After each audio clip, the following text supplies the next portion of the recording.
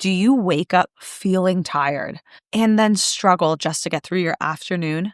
Or do you feel like your energy used to be so much better and now you're just dragging? Well, many women I talk to think this. They say, I guess this is just part of getting older. But I'm here to tell you that it's not.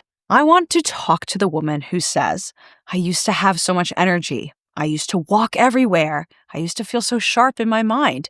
And now I'm finding that I have to nap just to get through the day, and then I still wake up exhausted. Well, you've probably been told that this is all normal.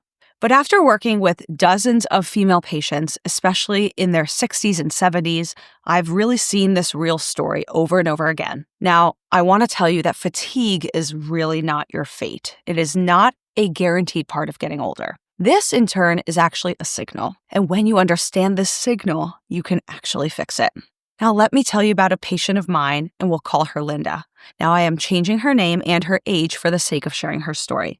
But let's say Linda is about 67 years old. So she came into my office and she told me, Dr. Anna, I feel like my body is slowing down and I just don't have the same motivation. I don't want to go out as much.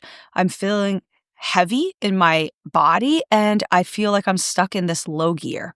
Now, she had already gone to a lot of other doctors throughout her lifetime. She's already in her 60s, so she'd been going to the doctors for decades, but she had been experiencing these fatigue and these symptoms for a while.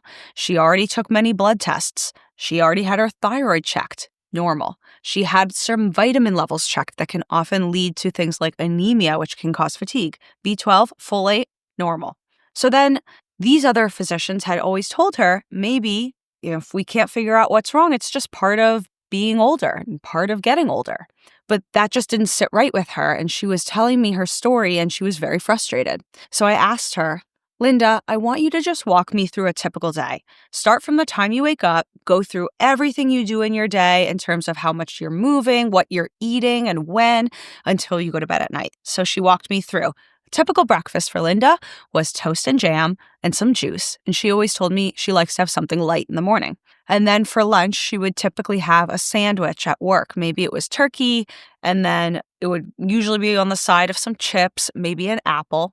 And then dinner was typically a rice, a pasta. Sometimes she would just get takeout with her husband because neither of them had the energy to cook, and they were both still working.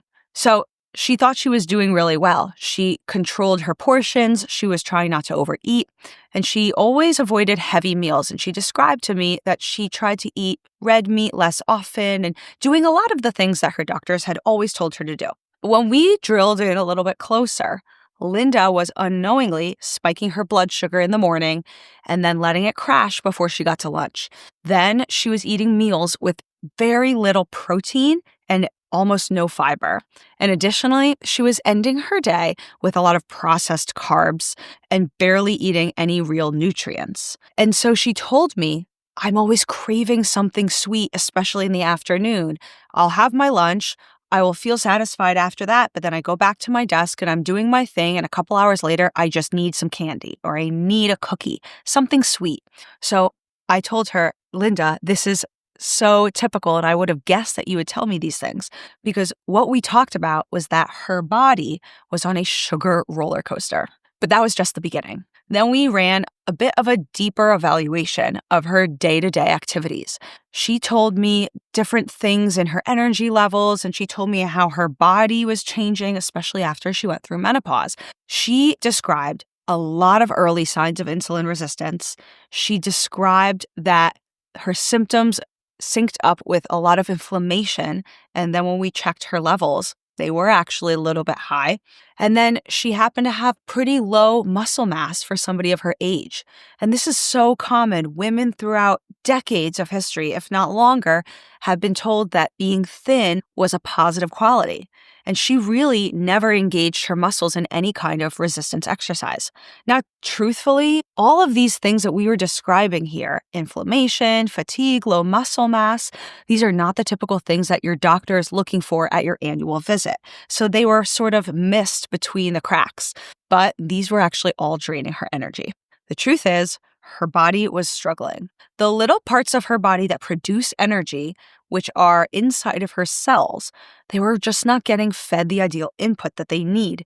And unfortunately, without the ideal input, the output, which is her energy level, was suffering. So what Linda was experiencing is extremely common. And if you're sitting watching this video thinking, this sounds like me, or I've had this experience before, you're definitely not alone. A lot of people have this experience. And it absolutely has nothing to do with laziness or just the fact that you're older, just the fact that you're in your 60s or 70s. What I see so often is that there are these three key reasons that especially women in their 50s, 60s, or even 70s feel and experience, and it's part of the reason that they feel tired all the time. So let's break these down one by one, and so we can tackle them head on and try to fix them. The first one is a hidden problem that I see over and over again in my patients, also in friends or family members. And this is that eating unbalanced meals will lead to blood sugar chaos. It is nearly a guarantee. So here's the thing.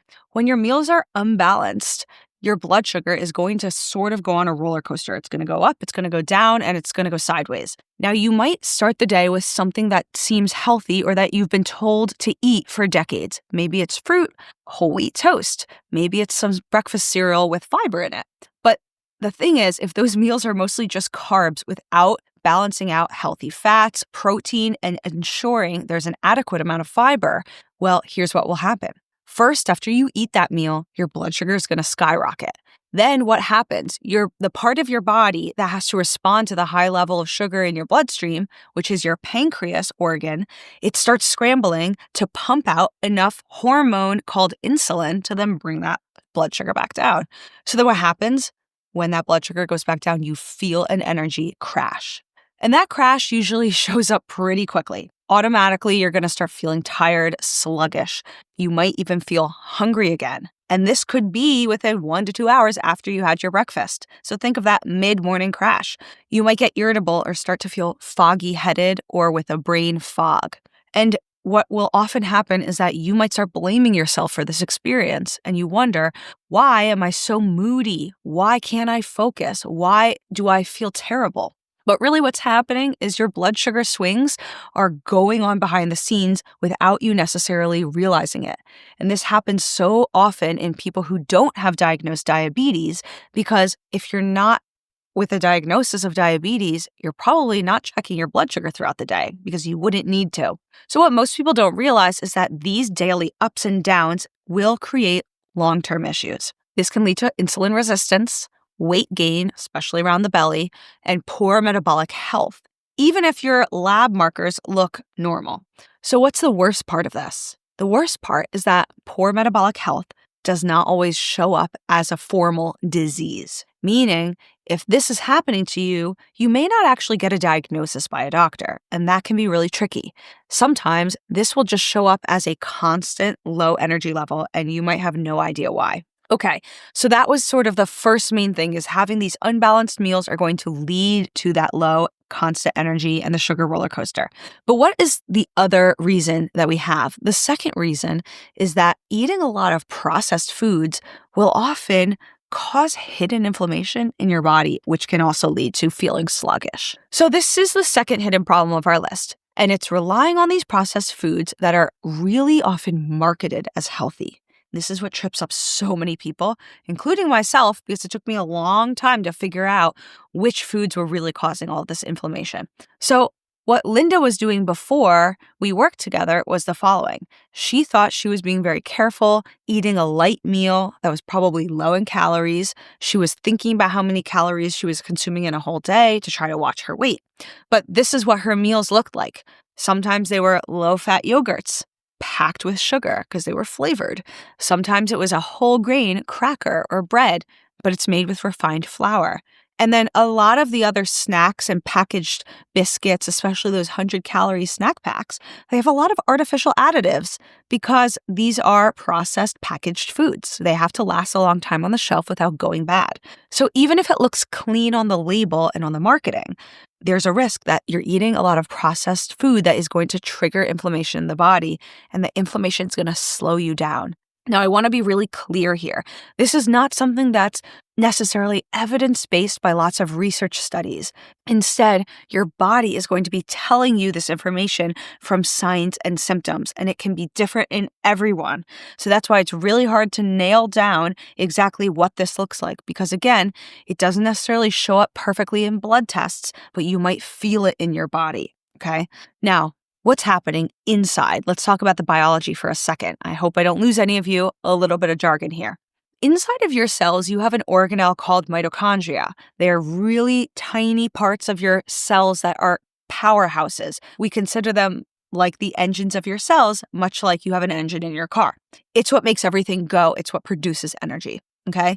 Now, what happens is that inside of the cells, if it's not having the right healthy inputs of fuel, there's going to be a little bit of inflammation, stress, and undernourishment that can result in your body. And when your mitochondria starts slowing down, you will feel the effects. You start slowing down. You're going to feel heavier. You might feel that brain fog. You might feel older than you actually are. Okay. And this is why so many women often say, I'm eating less, I'm working out, but I still feel exhausted. I don't understand what's going on. And I'm telling you, it's not your effort that's the problem. It is this hidden chemistry that's inside of your food that's kind of messing up the chemistry that's going on inside your body. So that then leads us to our third issue here. The third issue that leads to this chronic fatigue and exhaustion is a disconnection from our body, which leads to what I like to call the broken fuel signals.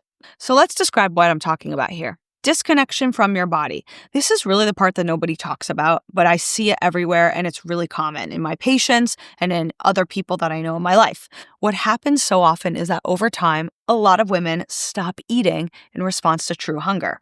Instead, typically they're going to eat just because, oh, it's lunchtime, time to eat. Or they're bored, they're stressed, they're tired. They feel like they need something to pick them up. Or maybe it's just part of their typical routine. And what happens is they're not actually tuned in to what their body is asking for. And when you stop listening to your body's signals, it causes this natural feedback loop to break because symptoms in our body are always messages. Our body's trying to tell us something. So that signal that says, I'm full, I'm satisfied, I have what I need, starts to weaken over time. And when the loop is gone, when the feedback loop doesn't work anymore, you might feel totally out of sync and out of sync with your food. So you might start to overeat, undereat, or eat without even tasting what's going inside of your mouth. You end up chasing energy, but you don't feel better after eating. And this is a huge problem. So that kind of hits on our third issue here. But we need to sort of understand how all three of these issues are really impacting us overall. So what is the real cost? When these three issues are combined, it actually can lead to constant fatigue, that belly fat that doesn't want to go away, the brain fog that won't clear up, feeling forgetfulness, having difficulty with your focus, maybe mood swings, maybe trouble sleeping, and maybe feeling like you just lost control of your body. And what happens is it starts to chip away at your confidence, your independence, and the enjoyment of your life. But I'm telling you, it really doesn't have to be this way. Here's the thing. I share with every woman that I work with that no, you're not broken. No, your body is not failing you. It's simply doing what it can as best as it can with the inputs it's been given. And so what then should we do about this? Well, it's not that complicated. We have to change the inputs. And when you change those inputs, even just a little bit, your body starts to respond in a way that can feel life-changing. So let's be really clear here. If the root of the problem is unstable blood sugar, constant inflammation, and meals that don't support your biology, well, then the solution has to be to start creating meals that do the opposite, to eat meals that steady your blood sugar instead of spiking it, that fight inflammation, not feed it, and that truly nourish your body instead of just fill it up. And that's exactly why I created the perfect meal formula. This is the first tool that I give to every patient I work with, especially when they come in and they describe all of these types of symptoms and they feel confused about their diet and they're trying to work on their health, but they're struggling. Now, with this foundation, everything else can kind of fit together. So This is the perfect meal formula that I built based on what I like to call the healthy trifecta, which are these 3 perfect nutritional components that you really need in your diet, no matter what dietary practice you follow. So, the perfect meal formula is not a diet and it's not a trend.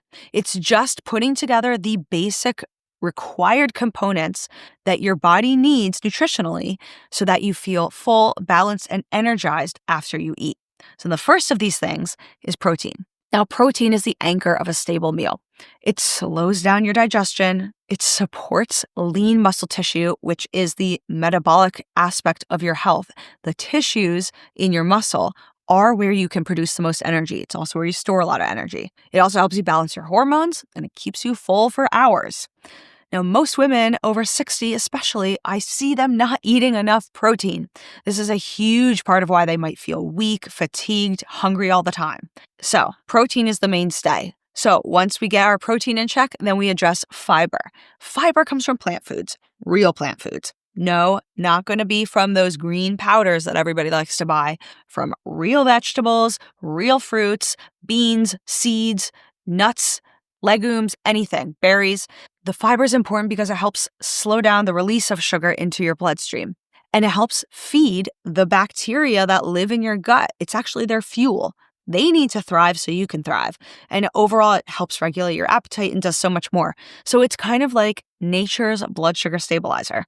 And it's essential for energy balance, digestion, and weight control. So we have protein, we have fiber, and now our third component is healthy fat. Fat is not the enemy. I want to be very explicit here. That is a lie that we've been told over and over again. It's not just about yes, fat or no fat. It's about eating the right kinds of fat. And there are different kinds of oils. They differ in their chemistry, and they happen to have a very different impact on our bodies. So oils like olive oil, avocado, nuts or seeds, some oils from fish, these keep your brain sharp, your cells very healthy, and your energy steady. And fats also enhance flavor. They provide a lot of the flavor in our food. So it helps you as well enjoy your meals. And fats also help you absorb certain nutrients, especially fat-soluble vitamins like vitamin A, vitamin D, E, and K.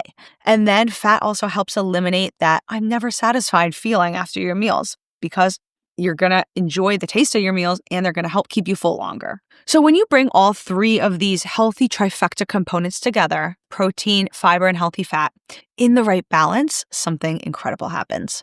Your blood sugar is going to stay steady and calm.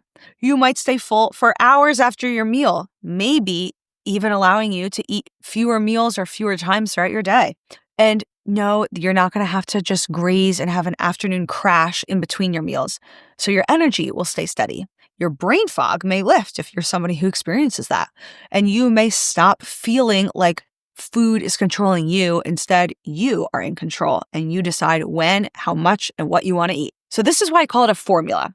Because it's not a meal plan. I'm not telling you this is going to be your meal. You're going to have to decide that for yourself. But instead, it's kind of a roadmap for you to design the meals with the foods you actually enjoy. So once you learn this, you can apply it literally anywhere you go. At home, at work, at a restaurant, when you're traveling. You don't have to track anything.